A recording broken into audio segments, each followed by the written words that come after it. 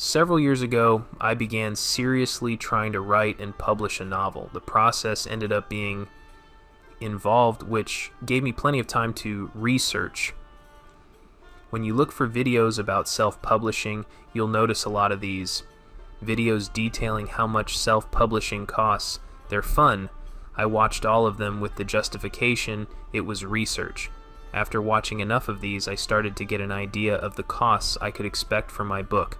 The total that I spent on Evelyn's number, drumroll, was $1,455.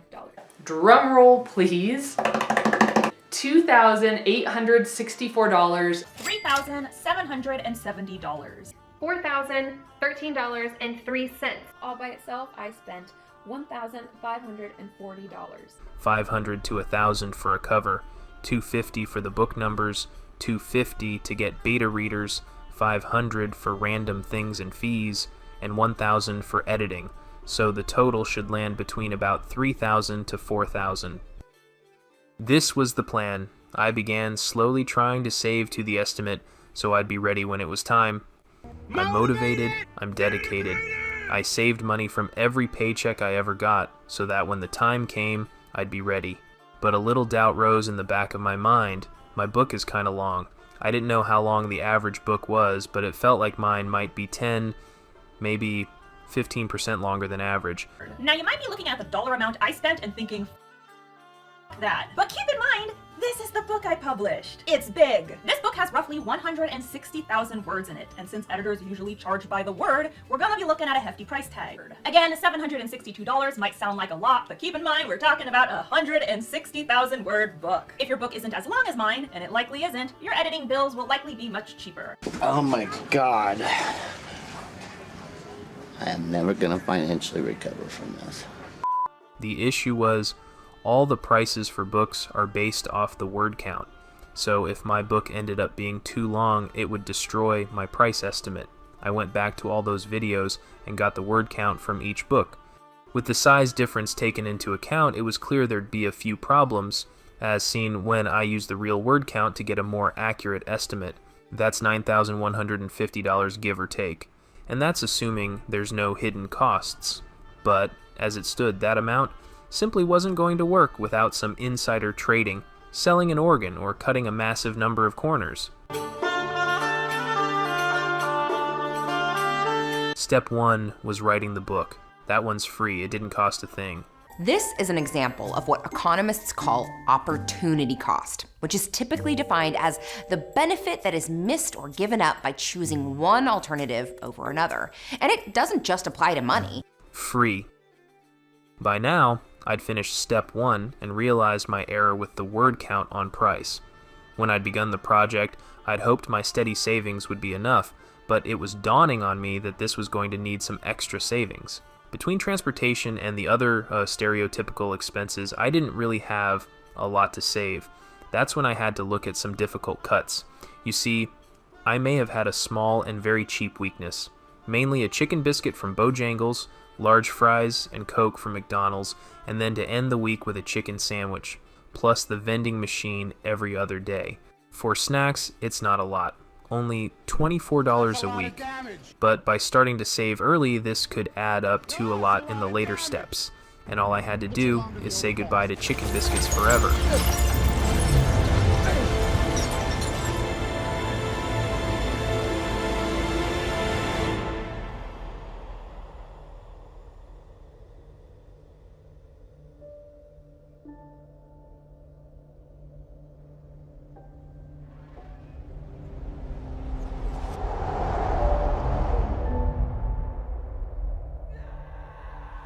With the book written and funding secure, it was time for the complicated stuff, and unfortunately, I had no idea what I was doing. If only there was an easy way to streamline the process. Fortunately, Google was monitoring my searches and was ready to mysteriously switch all my ads. Are you having a laugh? Is she having a laugh? To keep it short, there's no reason to pay someone cash to walk you through these steps when you can find more than enough information for free. Just because you've finished your book doesn't mean you've finished your book. What you're calling your final draft is actually the first draft of your final draft, and the absolute worst thing you can do is publish that. Not just because of the grammar, but because you're so close to the book you can't tell the forest from the trees. You need to have some fresh eyes look at it, and as anyone in the illegal organ trade can tell you, those aren't cheap. Developmental editors are people who know about writing and plot. They'll read your book and suggest changes to make it more in line with what audiences expect with a modern book. They'll give advice about how the story should progress and make sure it's coherent. While developmental editors can really help a book, they're one of the most expensive steps and not 100% necessary, so it's the least devastating step to skip.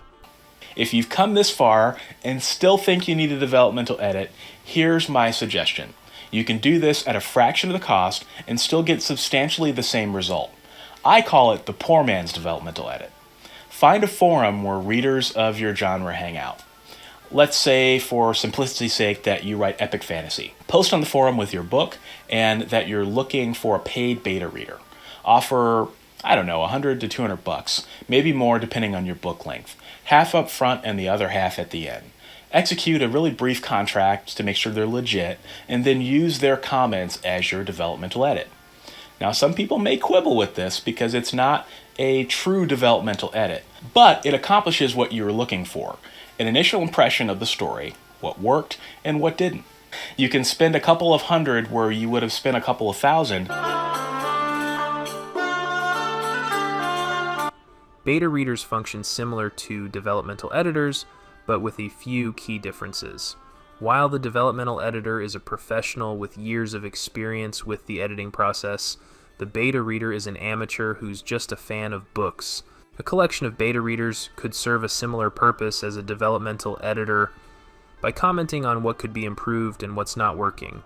Also, there are several online resources to find free beta readers.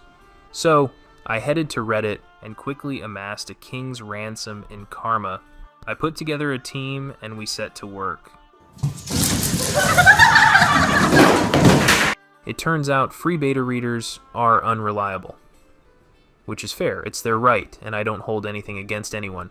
But fortunately, I started getting messages from people offering to be paid beta readers. Some of the offers were a little suspect, but I got some paid beta readers who provided a lot of great feedback.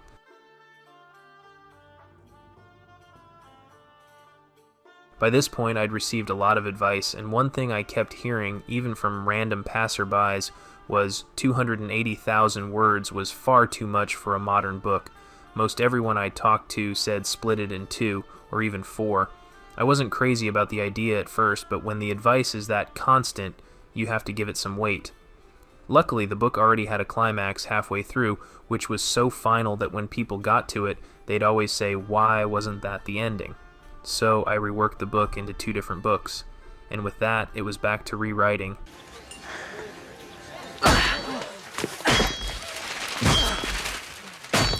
Done again.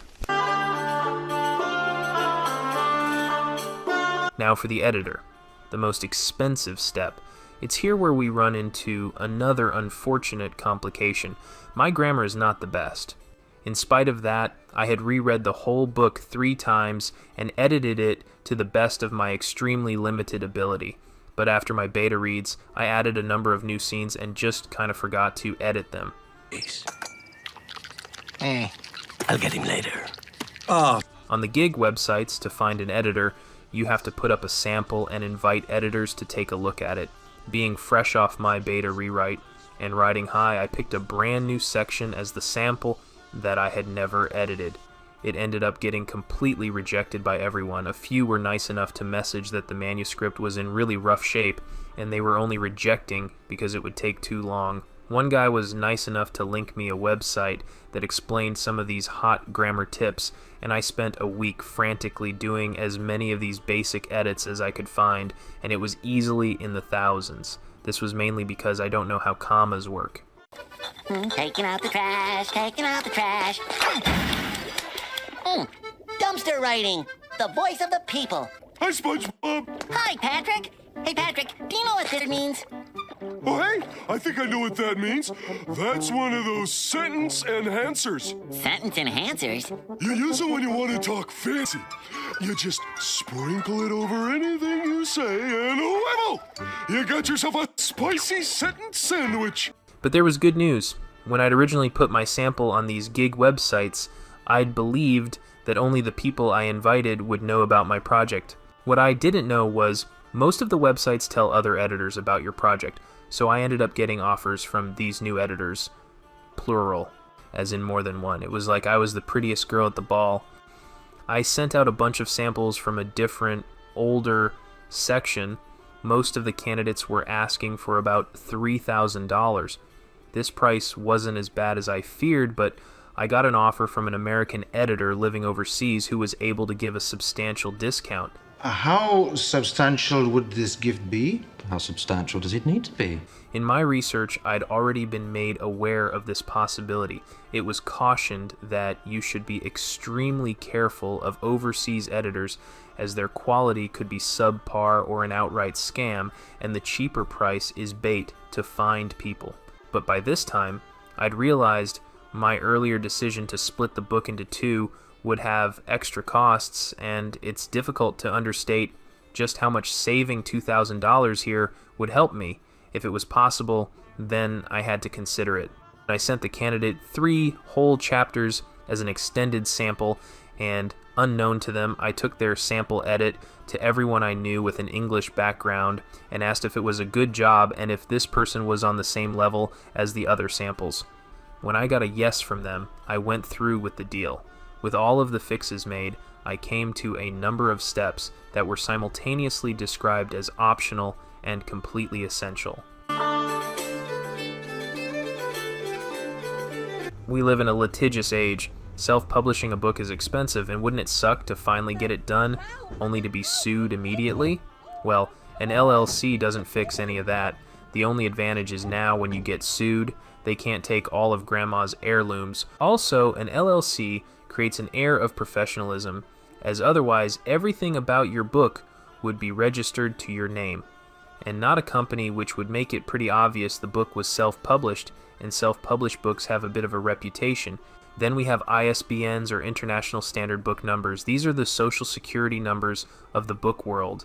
And your book must have one for each format. Like the LLC, it's expensive, and like the LLC, the community was divided on how essential it was. Some book vendors will let you use a free ISBN in return for certain concessions from you, like keeping the book only on their platform. Ultimately, I decided to buy them as it seemed like the free ISBNs would inevitably have to go if you ever wanted to publish beyond Amazon. It was here I discovered the unique challenges of buying ISBNs. If you want an ISBN in the USA, you can only buy them from one source, and for something so simple, it's pretty shamelessly priced, especially considering there are some countries where you can get them for free. The shameless thing with them isn't just that they're expensive, it's how the bulk buying works. A single ISBN is $125. That's simply insane because each format for your book requires a different ISBN number. If your book is in paperback, hardback, and ebook, you need 3 different numbers. That's almost $400. Mercifully, you get a discount if you buy in bulk. 10 ISBNs are $250, 100 ISBNs are $575, and 1,000 ISBNs are $1,500. Why do they allow this weird scale, especially at the lower end? Why let someone buy 3 ISBNs for near $400 when they can bulk buy 10 for $100 cheaper? And what's hilarious is there's a separate section for buying in bulk, as if 1,000 isn't bulk. You can get 10,000, 100,000, or 1,000,000 at once. They don't list the price for these, but presumably if you'd buy 1,000,000, they'd pay you $100. The book numbers seemed priced to actively discourage anyone buying the lower amounts. It feels like they just want to sell 100 at a time, but they were worried someone might complain that you can't buy fewer. So they made it so extortionately priced no one would actually do it. Most of the advice I'd read said that the book numbers would be put on sale during major American holidays, and the optimal strategy was to wait for a sale. I subscribed to the website very early in the writing process and waited for over a year. It never once went on sale, so I finally just bought 100.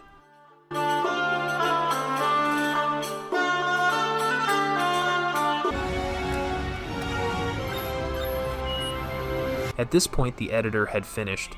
They'd also noticed a few minor continuity problems, so a final series of small sections were written, added, and edited.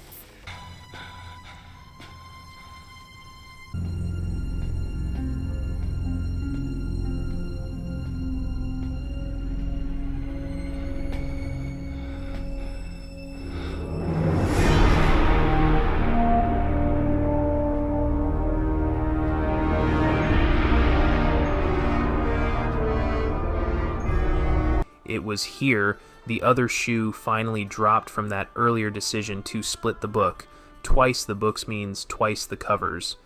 From my research, I'd learned one thing. This quote is perhaps the most repeated advice that no one actually follows.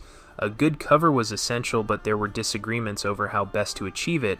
Currently, minimalist covers are in fashion. They have a huge advantage in that they look good and can be made for relatively cheap. I briefly considered one, but the thing that bothered me with minimalist covers is they often rely on you, the reader, already knowing the basics about the book, and that works best with a book that's already well known. Since my book's completely unknown, I thought it'd be best to use the cover to show what's in the book. Since I needed twice the covers, it was clear this could get bad, and with my Oregon chart in hand, I went to several gig websites and found a guy I liked and in my range. We talked and I sent him my early outlines, and he booked me for a few weeks later. While my initial sketches were intimidatingly good, I felt he did a good job bringing them to life. This was also the most stressful part of the process for me because the cover images and spine need to be at a certain ratio based on the page length, so if you're not great at editing, it's kind of a soft lock. The only major step remaining was proofreading. Having another person look over everything and destroy as many remaining grammar mistakes as possible. This would be cheaper than an editor, but was still projected to be around $1,000 for the 2 books. There's an old parable about the triangle of production quality. It says there are 3 qualities of a product, but that you can only have 2 of them. A project can be quick, cheap, and good, only 2 of them. I certainly hope it's good, but at this point I really needed it cheap. Fortunately, I was able to get someone I knew to proofread it for free on the condition that they'd only work on it when they had absolutely nothing else to do, which meant it would take a while, but you can't argue with a price point like that. Only one small thing remained. As part of the neo-medieval theme, I wanted to have a lot of amateur bard types singing songs, in part to reinforce the neo-medieval vibe, but also for world building since DRM in the future is so oppressive, it's less of a headache to learn to play a song than trying to pirate it. But in a rather meta development, I had to use old songs to avoid the very same copyright. One of these was a song about the French knight Roland, which was pretty important tonally to the story. It turned out this version of the Song of Roland wasn't actually a medieval song, but a modern one made in the style. This was concerning to me as music companies have a bit of a reputation. Fortunately, the song was the work of an independent artist who was kind enough to let me use it in return for sending her a copy of each book, which was way nicer than she needed to be and much appreciated. The total cost ended up being $3,688, which all in all I think was pretty good. There were many areas the price could have ballooned exponentially if I let it. Also, trying to save on the price helped me learn a few things while doing it myself. For instance, I wanted each chapter to have a symbol to show what state it's happening in. Having someone else make them would have been $100 at least, but in the end, I found a way to make them myself. But just because you're done with your book and all its drafts and all the designs doesn't mean you're done with your book. Now it's time to put your book online. There are several options. Ingram's Park is apparently the industry standard. If you put your book up there, it'll show up on many platforms, but at the time I was doing all this, they were charging $50 to update the file per update. Between endless minor fixes and the nightmare of trial and error figuring out why the pictures wouldn't stay in place, I'd estimate that being on that platform would have cost thousands on its own. Amazon is the industry leader due to its large moat and competitive practices. I formed an alliance with its owner, Jeff Bezos, as we'd bonded over his recent pillaging of the book-selling community, and that we're both small businessmen. After a slight detour figuring out why the photos kept trying to jump off the page, the whole thing was ready to go. It wasn't easy to make, Clark. It took years and cost a fortune. Luckily, I had both.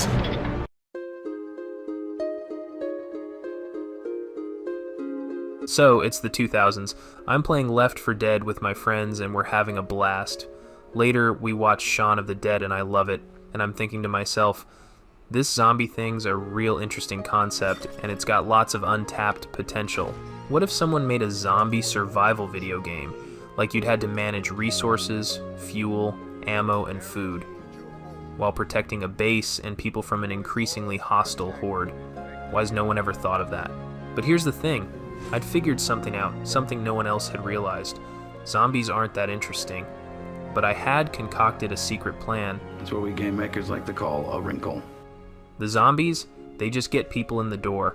But the real twist, the real hook, the bad guys are other people, your fellow man. See, zombies just want to kill you, but humans, they're sneaky, greedy, and their cruelty is limited only by their imagination, which currently seems to be the most powerful force on the planet. It was an amazing idea, and I couldn't believe no one had thought of it before. I'd made some outlines and did some early work, but it never got off the ground. In many ways, it was too similar to too many things. The most unique part of it was that this post-apocalypse story was actually a first contact story, as the survivors would discover that at the same time the outbreak began, a fleet of alien spaceships entered the solar system, with many crashing into Earth. These new visitors don't seem to be hostile, but the amazing coincidence that this happened simultaneously to a zombie plague isn't lost on anyone. In this initial version, the main focus was the survivor factions dealing with each other while trying to square with these two very different but clearly connected catastrophes. I started and stopped a few times over the next 2 years, but never built any momentum. As I was walking one night, I found the final thing that was holding it all back. The story's fundamental limitation was being set in the modern day. It limited a lot of what I wanted to do with the world, as I felt that people would get along too well, and it'd be hard to justify the rapid fracturing of the United States. I felt people who'd been born in our modern world would always view it as a baseline and try to return to it. The eureka moment was the decision to keep the backstory, but move the story's setting 500 years after the first contact. With the setting finally squared, everything snapped into place. I was quickly able to get a broad outline of the entire series, character arcs, and major mysteries. I set to writing, but it turned out writing is incredibly difficult, and there were many setbacks, including a complete hard drive crash which wiped out about 80,000 words. Let me give you an example to help visualize how many times I stopped and started this book. My favorite game at the time was Oblivion, and as part of an attempt to motivate myself, I swore never to play it again until I had finished and published this book, and let's just say, it took a minute. I don't need it. I definitely don't need it. After about 2 years, I dropped it again, and a long time passed without any progress. I'd kind of accepted it wouldn't happen, but despite never working on the project, I kept finding myself thinking about it, thinking of characters, subplots, and world building for a story I didn't think I'd ever work on again. Finally, I rationalized that if I was never going to stop thinking about an unfinished project, I might as well finish it.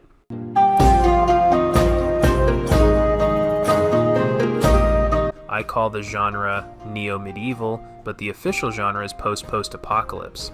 The question of what would a future Dark Age look like really helped set the tone. It's a world where our current age of globalization, prosperity, and relative peace is viewed as a long-gone age. Society has survived and rebuilt, but it's rougher and back to basics. The setting was a new dark age with the 21st century as a classical age stand-in, while the 26th century is more like Western Europe in the 800s. In some fields, technology has advanced, but in others, knowledge has been lost. As an aside, I'd been thinking about this world and working on it for a long time. Twice during this period, I tripped over something that was on a similar wavelength. The first was this video on a hypothetical medieval USA, which had two rather major things in common with my version. But the crown jewel of serendipity was the Crusader Kings mod, After the End. Both settings are in a splintered future America, where the American Southeast is a rump state with heavy Holy Roman Empire vibes. This was a strange experience because the rest of North America in these two settings is quite different, but in this one area is so similar. I mean, if you're an After the End fan and have been hankering for a story set specifically in the American Southeast, then I don't have that, but I do have a legally valid substitute. The world is extremely deglobalized compared to the 21st century, making it hard to build and maintain the best technology. Most modern-day countries were too large and fragile to survive the sudden deglobalization and have broken down into many smaller states. It's been 5 centuries. The classic post-apocalypse story has already come and gone. Civilization's already been rebuilt, but it's never been truly fixed, and the new foundations are fragile enough that at any time all the progress might fall apart. The story takes place in Dixie, one of the largest countries in the known world, and a superpower in North America. A few decades after the Great Crisis, a former American soldier was able to unite and stabilize a large portion of the American Southeast. Naturally, this country was named the United States of America, although it wasn't the only country at the time with the name, and the strategically vital city of New Orleans was made the capital.